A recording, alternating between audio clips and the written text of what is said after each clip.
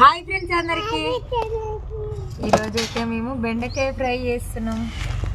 బెండకాయ ఫ్రై చేస్తూనే తింటాం మా ఇంట్లో అయితే. ఇక టమాటాలు ఇట్లా వేసి వండితే అస్సలు ఇష్టం ఉండదు. ఫ్రై నూనెలో మంచిగా ఫ్రై చేసి కదా అమ్ములు, నూనెలో ఫ్రై చేస్తూనే తింటుంది. మామూలు అయితే ఫ్రై చేస్తే మా అందరికి సరిపోదు, కానీ మా తమ్ముని కోసం మాత్రమే ఫ్రై. ఫుల్ వీడియో చేద్దాం. మనం ఎట్లా చేస్తాం? ఫుల్ వీడియో చేద్దామా? చేద్దాం.